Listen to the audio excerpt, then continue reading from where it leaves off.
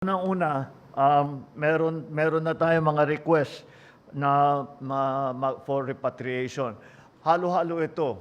Meron dito yung talagang pauwi na, natapos na ang kanilang trabaho, natapos na ang kanilang kontrata, pauwi na dapat sila talaga. Yung basically dahil nagsara lahat ng airport, walang lumilipad na eroplano, na-stranded sila. At yung isang grupo naman ay yung mga tiga doon na gustong lumabas at umalis doon sa danger area. So as of early this morning, 10 ang gusto magpa-repatriate from Iran.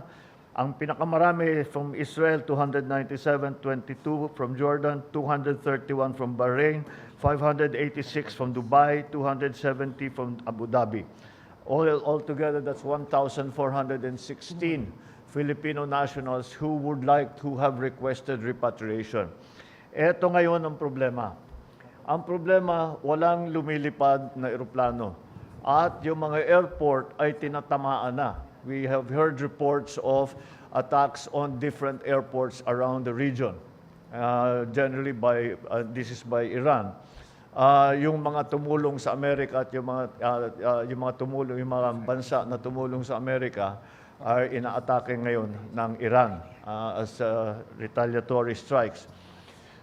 Kaya very fluid ang situation. Ang assessment namin is delikado siguro magpalipad. Kahit na kaya nating magkumuha ng eroplano at ipasok, wala tayong magagawa.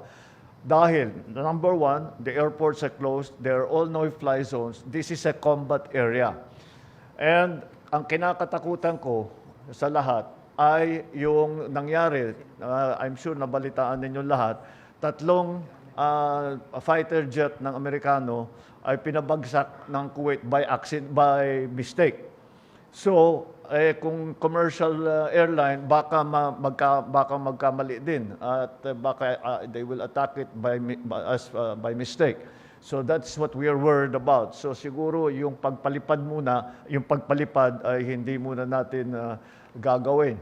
Ngayon, by land, meron mga option na nagsasabing by land. Yun din ay delikado din dahil kung magkaroon ng friendly fire incident, alam nyo, pagka may putukan, it is an active combat zone. Pag nakakita ka ng maraming sasakyan, baka bombahin yun. Because they will misidentify it as some hostile movement. So that is also dangerous. Although that will be the best option that we will have in the immediate future. Dahil nga kinakatakutan pa natin yung